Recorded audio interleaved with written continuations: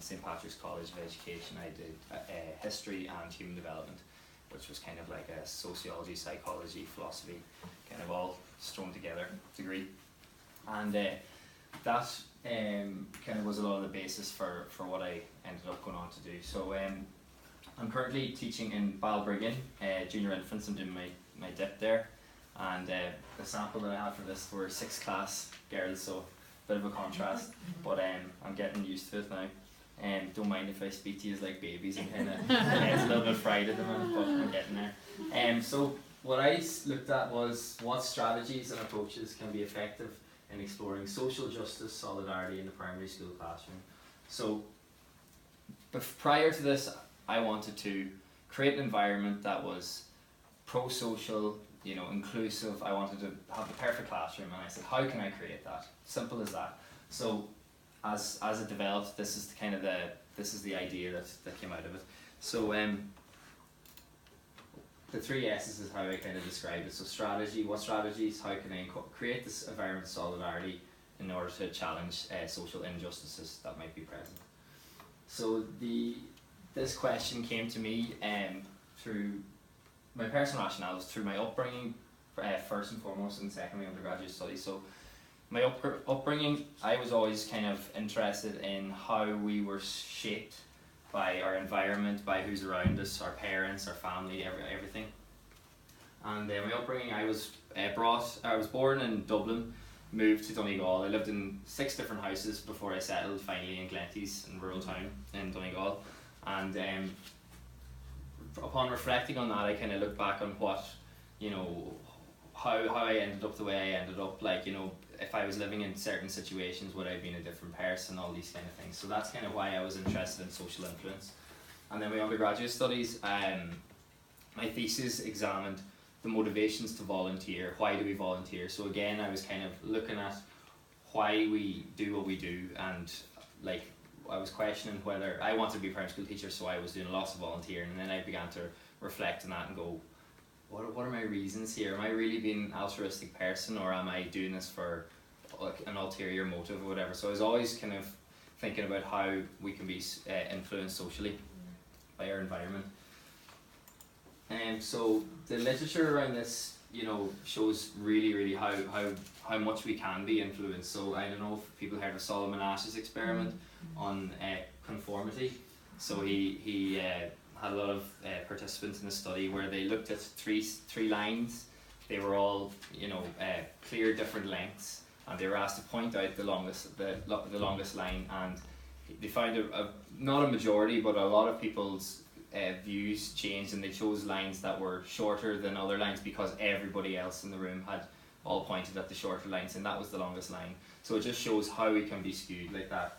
And also looked at bystanding. So a lot of issues that I wanted to challenge in this study were discriminations or bullying or any of these kind of things. So it's like, why do we bystand in situations of social injustice? And the education in Ireland shows that the Department of Education, a positive school culture and climate that is welcoming of difference and diversity. It's basically the perfect classroom. That's what we want. The four different areas: integrity, we were discussing earlier on today. Those kind of things. We want to create an environment that's really, just perfect, I suppose. But it's a lot easier said than done. And I looked at an environmental influence. So I found literature that kind of backed up that by creating a social norms climate within an organisation or business, you can actually influence how people act and how they do things. So I kind of wanted to challenge that in a positive sense. Like, how can I use my position of power? I know we're talking about, and I don't want to override the voices of children, but I am in a position of power. I'm a teacher. How can I create an environment by influencing social norms or whatever in order to create this idyllic classroom? So through my action research, again, I had 24 6th class girls.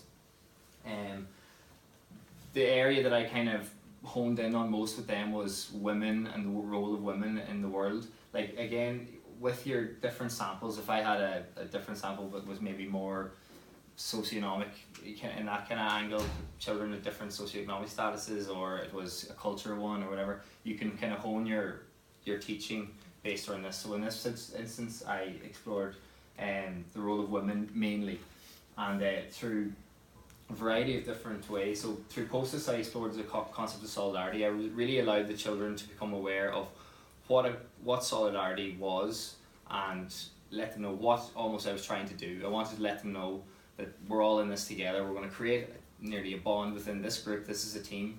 And just actually to go back on, I noticed a quote here from Martin Luther King: an inescapable network of mutuality. That's how we describe the word solidarity. So like, we'd always normally associate solidarity within these different groups. So whether it's a socioeconomic group, whether it's a culturally diverse group, they all have an inescapable network of mutuality. They're all connected, inescapable of getting out of it. They all have this unique bond.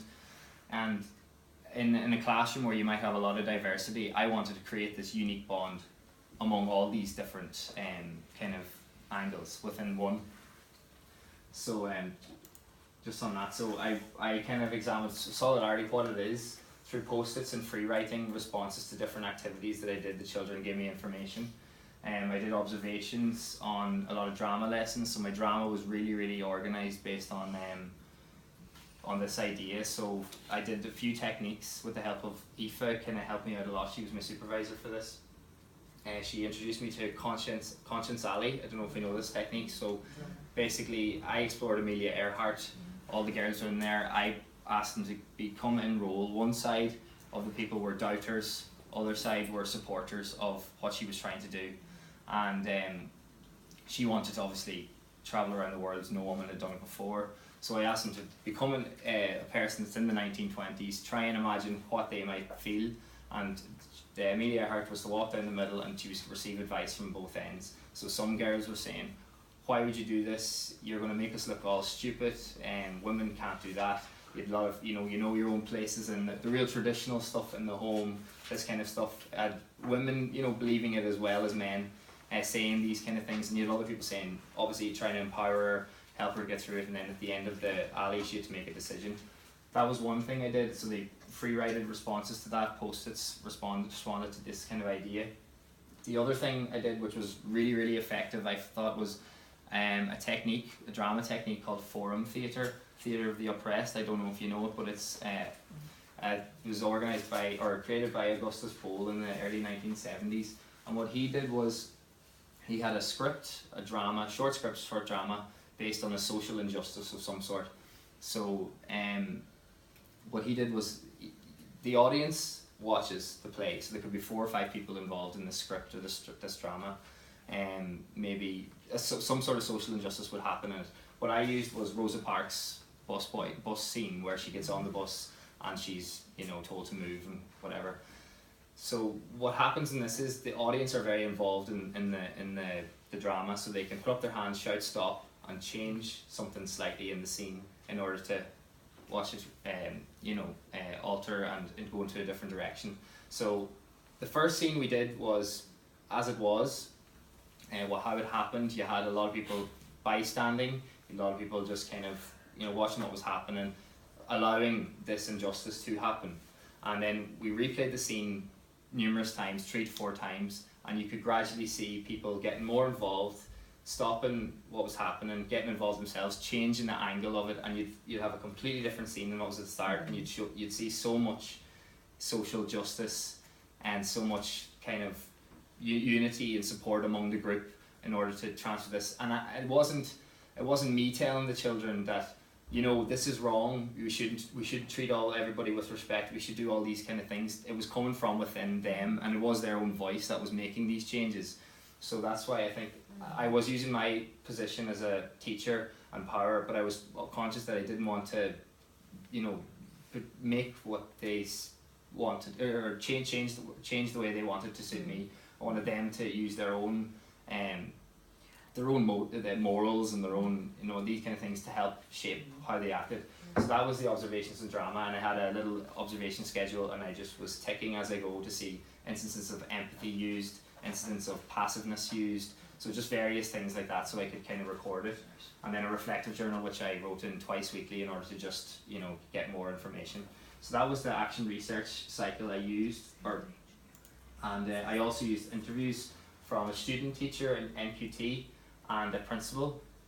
I wanted a broad range of interviewees. So the student teacher was a 4th year in PATS, and then the NQT was just out maybe 3 or 4 years, and the principal was a rural principal who's been in Donegal for the last 30 years. So really different angles. They wouldn't be used to the same kind of things, and I just tried to get a broad understanding of everything.